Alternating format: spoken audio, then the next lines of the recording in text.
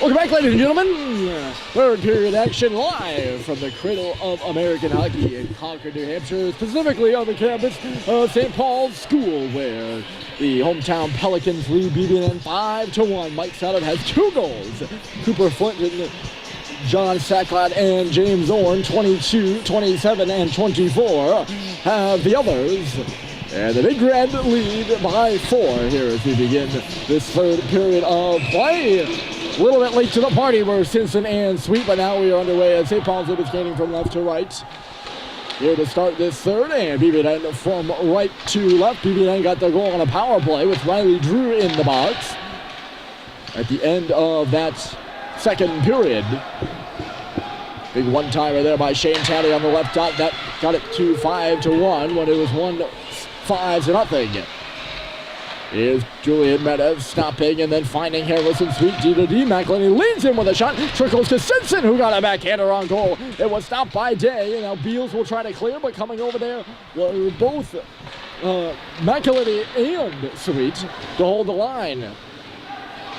In ball play in BB&N's end here to start this third period. It's Menace, top of the right face-off circle. Zips it across, dot to dot, and right now it's McElhinney receiving it back again from Stadheim and then giving it back to him. Nice little pass from Stadheim, finds McElhinney with a shot, and Day might have got a piece of it. It was deflected on its way through. Puck chases up to the line here and then out. Listed right back in by McElhinney, but late coming out of the zone was Menace, so St. Paul's has to regroup. Beals drops it off for his defensive partner, Rink.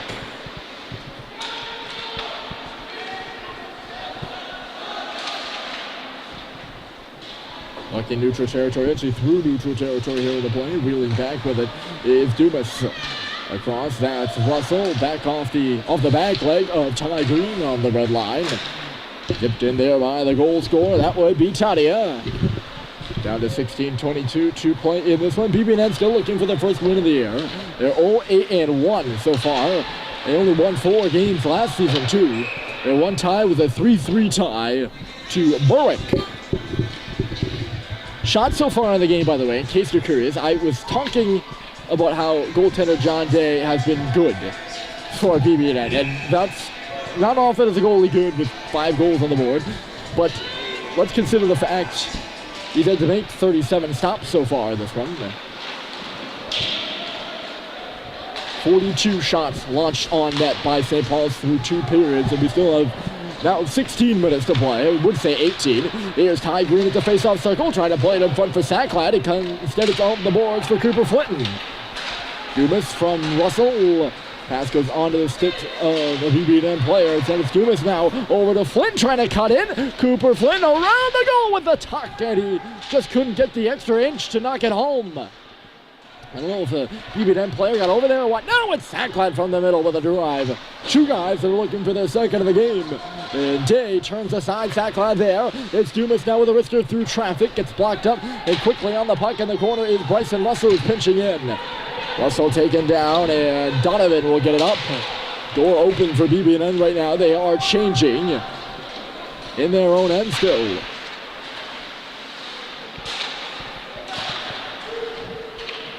Right through the slot there, and 2 at first is Tim Donovan.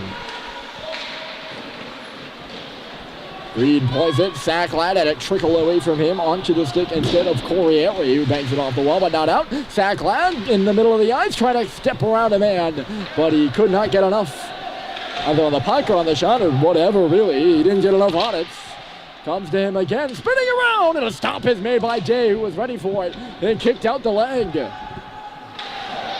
St. Paul's in a process of a line change right now. Sacklad, the last guy out there from his trio. Here's Schubert off the wall. Finesse it in front for Orn. And a save is made by Day.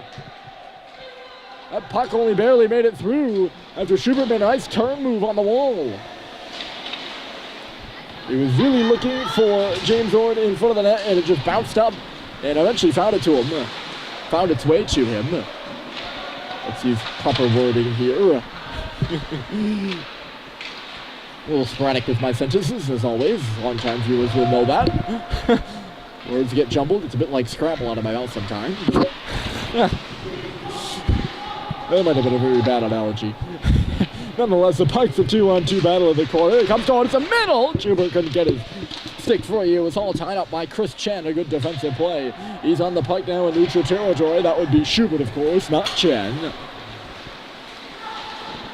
Sullivan for the own deal on the right side of the red line to shoot that puck in out of his net to stop on his day. One of the captains of this BB&N squad. Yes, the shots were 42-12. I think that's where it was before the chance off the wall by Schubert. Shots were 42-12. St. Paul's had 25 in the first period alone. And they let up with only 17 in that second. Puck into the bench here, not over the boards, but through the open door by BB&N.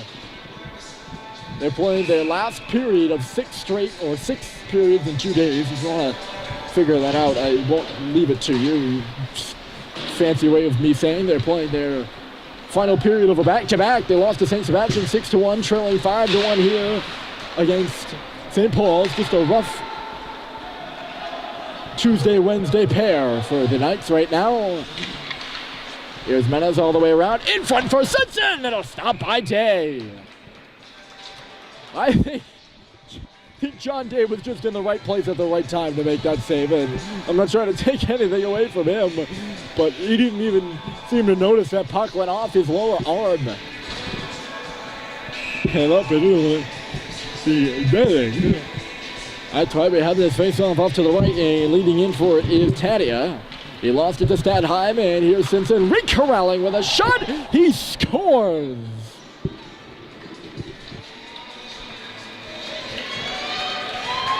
What a laser beam there by Simpson.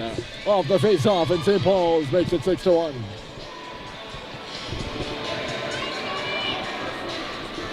That was one fantastic shot. Eric Simpson's shot is worth the price of admission, folks. he had 2 goals versus Exeter on Saturday and figured in on the third one as well. An assist. He had 3 points on all 3 goals there. And here's, hold on a second. Here comes Ty Green with Flinton. Puck is chased to the wall, but yes, he figured in on all 3 goals, and one of them was a beautiful wrister off that left wall in the offensive zone down to our right where St. Paul's is playing now. It skips away from Levine there on the right side of the ice, but keeping it is Sacklad. Here's Sacklad dropping it, shot by Flinton. He had to get it up and over a defender's stick. He did. He got it in on goal. Jay will make the glove save and hold on.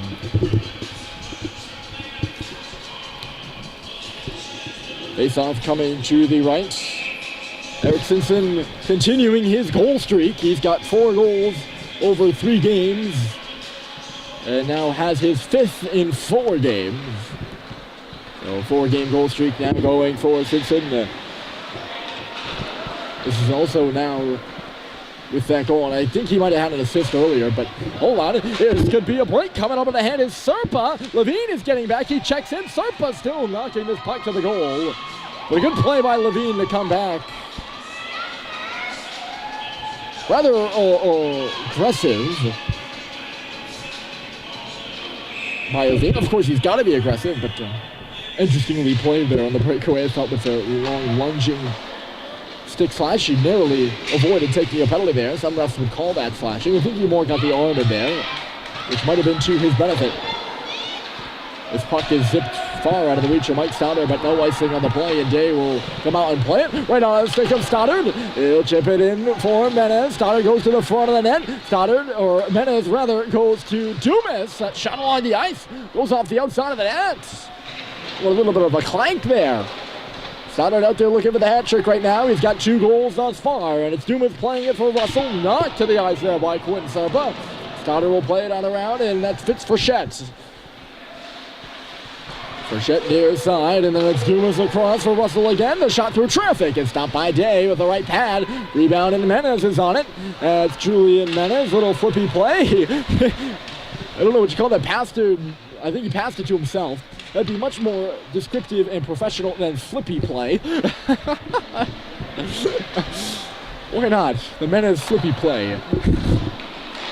Pass out to center and getting in behind the defense here is Wang. Murphy thought about playing it out of his goal.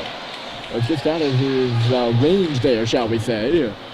Here's Culver over the board as it trickles away, and Ty Green will rush up and ahead with Howley to his right. Green in below the goal line. Got checked to the boards, but he found Halliday on the right side. Halliday to the line. Dumas, a nice little touch to find Sullivan. Shot through traffic. Thought he ran off of Dave's stick and into the corner. I heard a bit of a funk, like a paddle. Dumas hustling to the bench as Green moves it towards the middle. He goes crashing to the goal, and having no idea where that puck was Dave Grabowski actually had to be the guy that picked it up and shot it out. In comes Ty Green. He takes a shot there, but the whistle blows for an offside. Looking around for a bit of a reaction from BB&N. They don't seem too unhappy about it.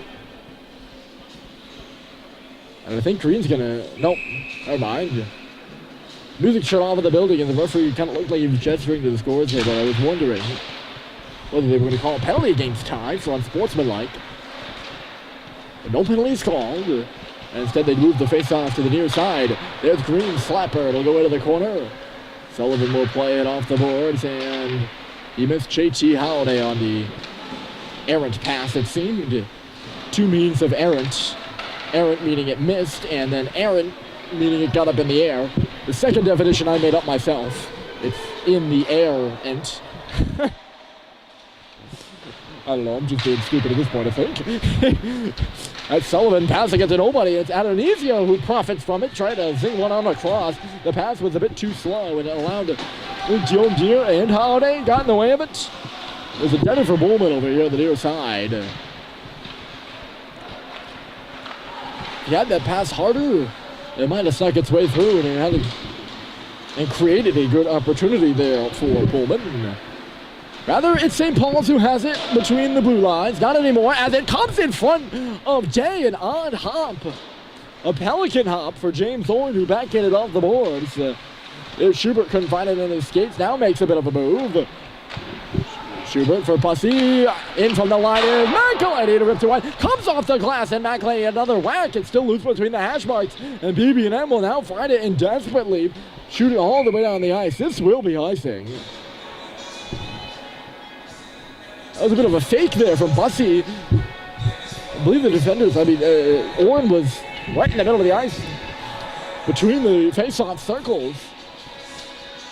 Rather than taking the pass himself, he let it go for McElhaney to come in from the blue line. I don't know if James meant to do that or Bussy might have missed Orn, and instead it went back to McElhaney. Clearly worked out in St. Paul's favor. And an equipment issue here for John Day will give us a stoppage, and rather than making us wait, they're actually going to call a timeout here, BB&N is. So we will take a breather and settle in for the final 8:30 of this one. It's St. Paul's 6, BB&N 1. This was the score of last night's game for the Knights, as I've reiterated many, many times, probably too many times for you viewers at the moment.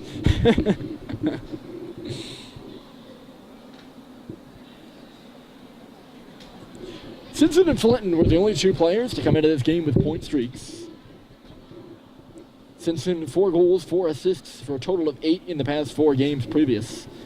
And Flinton with 2 assists in 2 games.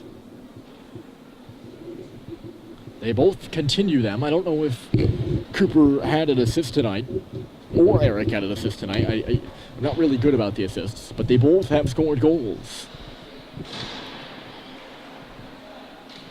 Flinton extending his streak to 3 games and Simpson to 5.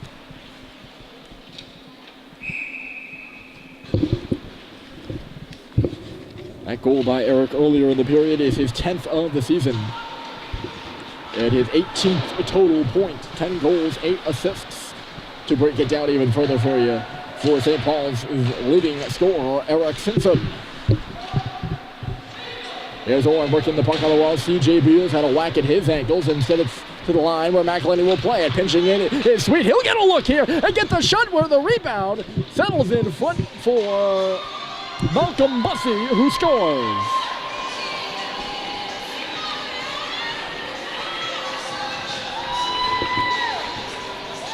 Plus, he didn't even get all of it. He was just a bouncing puck between the paint. Oh, between the paint. Underneath the stick of Day and in the paint. And he gets just enough of it for it to trickle across the goal line. Harrison, I believe, will get the assist there on that one. And, maybe. I don't know if shots count as assists, actually. That should be something I look up. Howdy, quick up on this forecheck, and he played to the boards for Levine, who gets a shot. It'll come out the other way after getting blocked, and it's Drew pinching down the left side. His shot was blocked there from Chen, and up she goes into neutral territory. Howdy, the first guy back for it, and he gives it to Alex Levine, right back to JT Howdy. They collide, and Holiday goes down and loses the puck. Soper then getting tangled up with JT Holiday. Holiday going to head to the bench, or looked like he was going to head to the bench. Frechette was ready to hop over the boards. And he's still standing over here as Levine's pinching in from the line, and Holiday's now covering his spot. He certainly did look like he was going to go to the bench, and it wasn't just me who thought that. Frechette popped up. He's going to go to the bench now, and Fitzy's going to get on the ice. You see him number 3 crossing the center ice logo over here to get a check in on Shane Talia. The puck kicks away from Russell, but Dumas staying home to make sure he gets a stick on it. Now it's Russell again. That pass was going end over end, missed Frechette, but instead goes down the ice. So 7-1 with 6 minutes to go in this one. And St. Paul is putting a romp on BB&N. They've got him on the chopping block now. Talia laying a hit. That'll get the night bench going. Here on a Wednesday afternoon in Concord. Dumas' pass, played on by Frechette further for Stoddard, who's going to try to cut in. It gets knocked off his stick to the goal, where Day will swallow it up, and we'll get a whistle.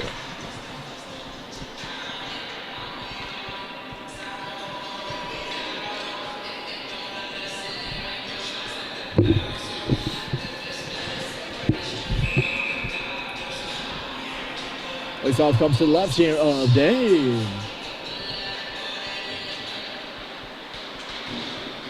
3 in the first, 2 in the second, and then 2 here in the third to make this a 7-1 score now.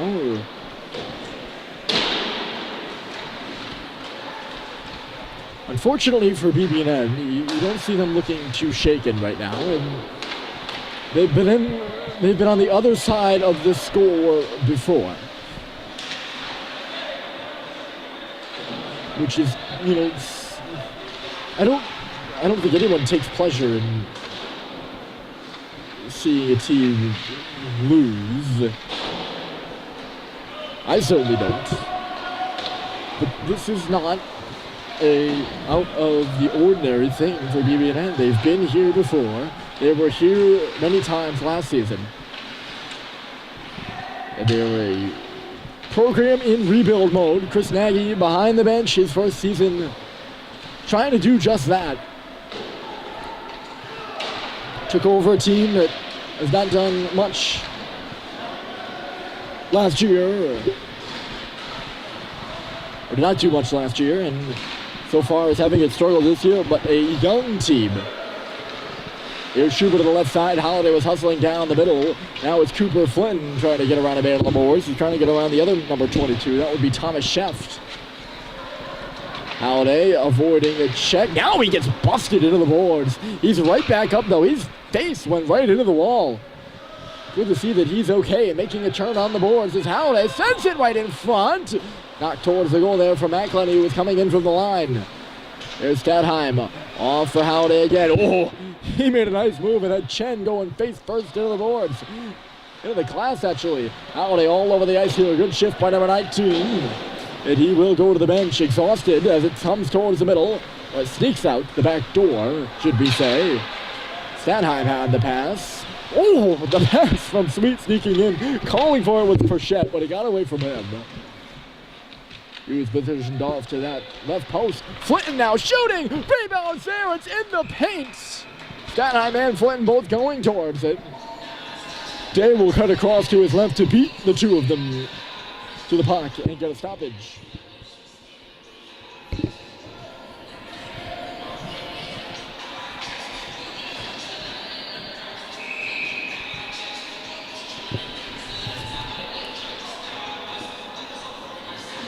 Facing off to the left here.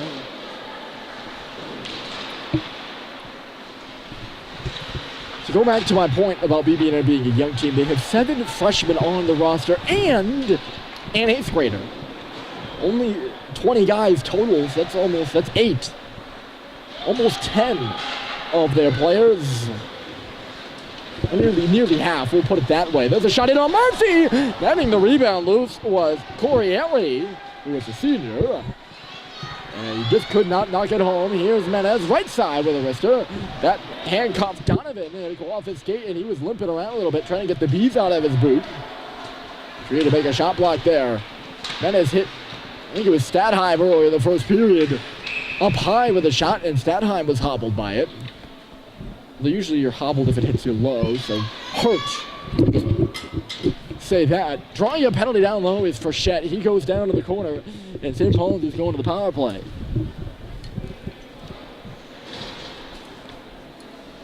I don't know if it's a trip or a slash, but going in the box is Shane Tedia. 3 minutes to go, and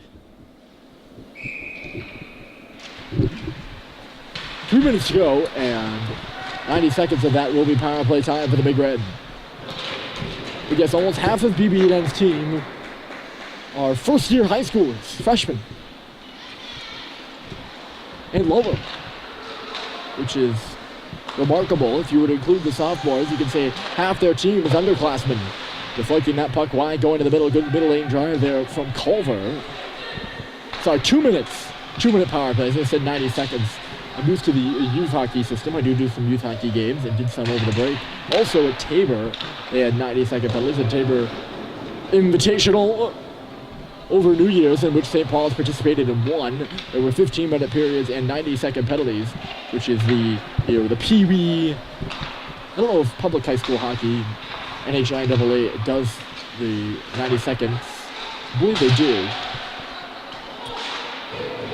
The popular system. 2-minute penalties obviously in prep with the 18-minute periods. The puck gets wristed down the ice here by BB&N. An effective kill of the night so far.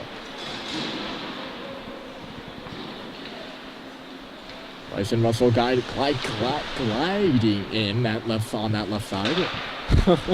Stutter one more time for me. Here's Russell. He got that pass to Schubert. Shot and a rebound. Score! Was it Bussey or Culver? I'm not sure if it's Charlie Culver's goal. It will be his first of his career. If it's Bussey's, it's his second of the game. My eyes just kind of happened so quickly. The shot, the rebound, and the goal to make this 8-1 a power play marker. And I apologize to Culver. I kind of butchered Stoddard's first of his career, too. I like to get a good call for players for golden career to milestone marker for those guys, and they'll remember it. Puck in on Day here. He will get the stoppage. I butchered Stoddard's first one. Luckily, I get another opportunity on the second. I wasn't quite sure if Stoddard got it, and I'm also always tentative to, say something again, and this sounds very know-it-all-ish, but I'm afraid to be wrong. I want to get you the right information, and that's for your sake. I'm watching the game here, and for those of you that cannot be with us here at Gordon, trying to get you the facts. So I never want to, go on a limb and say something that's incorrect when in actuality somebody else got the goal, and then I just look like a fool. I look like a fool sometimes anyways. So. Turnover in behind the net. Here's Flynn holding on the puck. We're about to hit a minute to go in this one, and it's 8-1 St. Paul's over BB&N. Cooper Flynn, Holiday for Flynn again. His shot was stopped by Day. The BB&N crowd here, a bit small but faithful. They've hung around and hung in here in this beating. Right across for Flinton, stopped by Day. Great stop by John Day as Halliday fed it to Flinton in the middle of the ice, but he could not tug it home. Once again looking for his second. The guy looking for his third will hop over the bench for the final 53 of the game. That would be Mike Stoddard, and he lines up on the hash mark closest to the goal. St. Paul's wins the draw, but BB&N takes over on the puck, but it's banged out across the red line by Corriere, who did chase it on Drew. Corriere taken down by Drew. That'll draw some reaction from the crowd. A high shot coming through here. Bounces around in front of the goal and then goes to the corner. Oh, pummeled to our left is Frechette. He hops right back up as the puck works out to neutral territory. He went down like a ton of bricks. Up there, Charlie Culver now 24 seconds to play. Culver on his backhand, steers it in front. Oh, that rebound came out towards the middle. That's where Stoddard was hanging around. Just a bit late getting to the puck, and it never made it to him. Pinching in Levine to meet it, but instead it's wristed the other way by BB&N. Stoddard will hold the line. Not any longer, though, and CJ Beals will come away with it. They'll circle back. This will do it, folks. So St. Paul's puts up a touchdown and a 2-point conversion on BB&N. They win 8-1 here on home ice, and they just keep rolling their 5th straight victory, and this one by 7 goals. As the Knights go down, still looking for their first win of the season. So glad you joined us this Wednesday, and you won't want to miss next Saturday's game as St. Paul's travels up north to meet the mighty Cougars of Kimball Union Academy at 6:35 p.m. start time. A hockey night in the New Hampshire matchup between KUA and St. Paul's. As for this one, though, 8-1, St. Paul's over BB&N, your final score. Have a great rest of your afternoon, folks.